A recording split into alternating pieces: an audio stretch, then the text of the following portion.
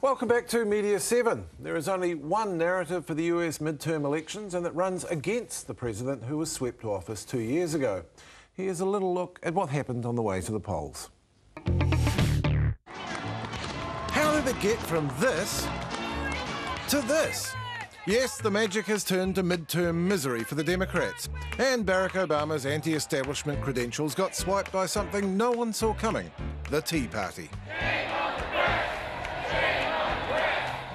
I represent the rent is too damn high party. Now, American politics has always turned up some oddballs. This guy's a trooper. Women can't afford to take care of their children, feed their children breakfast, lunch and dinner. But in the era of the Tea Party, they've started winning Republican primaries. Take Rand Paul. Government is the servant, not the master. He's against the Americans with Disabilities Act. He says restaurants should be able to refuse service to black people. And today, he said Obama was un-American for getting on BP's case for the oil spill. I tell you, the shit doesn't fall far from the bat, does it? He also believes a secret North American government is building a secret NAFTA superhighway from Mexico to Canada. And his supporters are sort of violent. Get the police! Get the police! No, come on! Or Sharon Angle. It's, quote, the UN continually threatens U.S. sovereignty with endless rhetoric and treaties, and it has now become the umpire on fraudulent science such as global warming. The United States needs to withdraw from the United Nations and work solely with America's willing allies. She also has links to Scientology and thinks autism is an imaginary condition. And Christine O'Donnell, who really has quite a past. It's on a satanic altar, and I didn't know it. And I mean, there's little blood there and stuff like that. That was a date. The Bible says that lust in your heart is committing adultery. So you can't masturbate without lust. But something else has happened. Political rallying has been outsourced to talk show hosts. In August, Fox News' Glenn Beck led the rally to restore honour. Today, we are going to concentrate on the good things in America, the things that we have accomplished, and the things that we can do tomorrow. And then last week, The Daily Show's Jon Stewart fronted the rally to restore sanity, where 250,000 Liberals, 3 times more than Beck drew, showed each other their clever, ironic signs.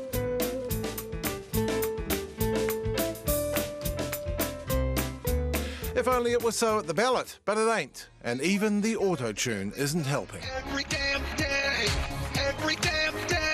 we work together every damn day. There will always be darkness. Sometimes the light at the end of the tunnel isn't the promised land. And we're joined now by Tim Watkin. Welcome, Tim. Well, g'day. The predicted thumping has occurred. Is it as simple as it's the economy, stupid? No, it's not. And it's not even as simple as it's a thumping. The Tea Party seems to have lost as many as they've won. And so, yes, the Republicans seem to be being dragged to the right, but not in a clear and cleaner way as people might have expected. And even the suggestion that experience and incumbency would be kicked out. You've got Jerry Brown back in California. So the old school hasn't necessarily lost entirely. Yeah, it's interesting that even though most Tea Party candidates lost, only 2 of Sarah Palin's endorsements actually came through. The narrative has been that this is the Tea Party election, hasn't it? Yes, it has, and it'll be interesting to see how that pans out when they actually have to get to Washington and get stuck in the swamp. The Tea Party has picked up on a mood for change. This is the 3rd election in a row where American voters have basically kicked out the party in power. What that says is that people aren't necessarily wedded to any ideology, they just want something different. And so once they get there, they get caught in the swamp of Washington, they become part of the problem, not part of the solution, and we look again for some new solution, some new way. Do you think that's what's happened to Obama? Because he had his own anti-establishment rhetoric, didn't he? Yeah. That's what worked for him. The problem is that every change merchant that arrives in Washington still hits Washington. and a system that the Founding Fathers designed for gridlock. You've got your three arms of government that you have to try and all get going in the same direction. And Washington is a swamp of lobbyists and political power.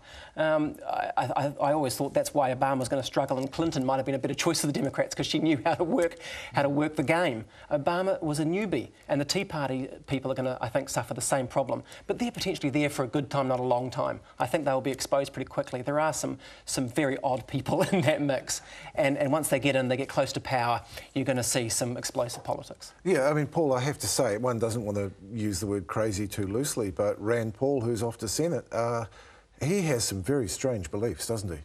Right, but he'll be corralled there. I mean, Tim is absolutely right. There is an institutional bias in favor of moderation once you get in.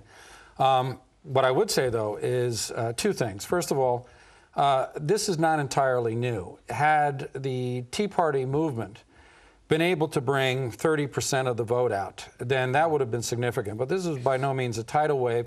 The United States has seen time and time again an electoral bias against the incumbents in midterm elections. This happens all the time. So this followed that trend, and they only won 23% of the vote. That is Tea Party-backed candidates. We have to remember that in the early 1990s, Ross Perot won almost 20% of the vote. And so this is that populist, what I would call the populist demagogic right, that resurfaces regularly in United States politics and then is forced into moderation because, let's face it, Congress is about compromise. But there I would say one thing. I think that Obama's error was that he steered too soon and too fast a centrist course.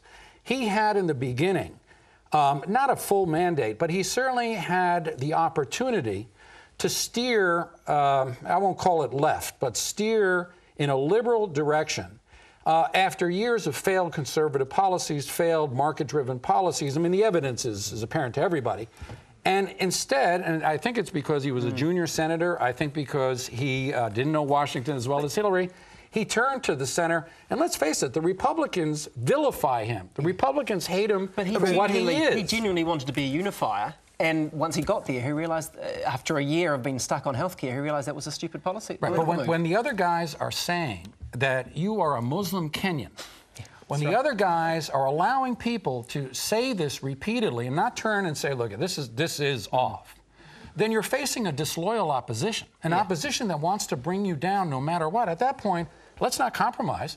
Let's move and pose a stark change or alternative. And he's got a chance to do that now. Now that the Republicans have the House, he has an enemy. He has someone to butt up against. So it was a strategic loss then? No, no, it wasn't. But it works for him. No, you can't say it was a strategic loss. People like Russ Feingold did not want to lose. People like Jerry Brown trying to come back wanted to win. You can't get individual candidates to give up their chance of getting into these positions.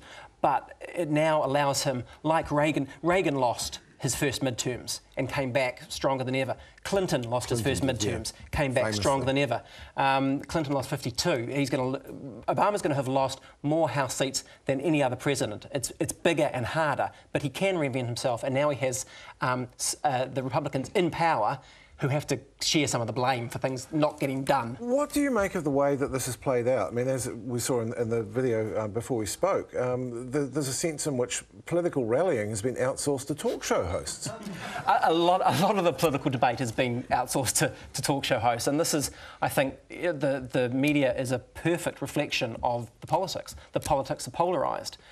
We don't have the kind of aisle-crossing Congress of the 50s and 60s in America, and neither do you have the balanced media of the 50s and 60s in the US. What you have now is divided political parties, divided networks, going head-to-head, demonising each other, and frankly, it's not for anybody's good. I should add to that what you're seeing actually in American politics is proxy warfare. Politicians, by their very nature... Through the media. Right. So what happens is the politicians are too afraid to say, call a spade, if you will. So what they do is the right-wingers have their spokespeople, Glenn Beck being one of them.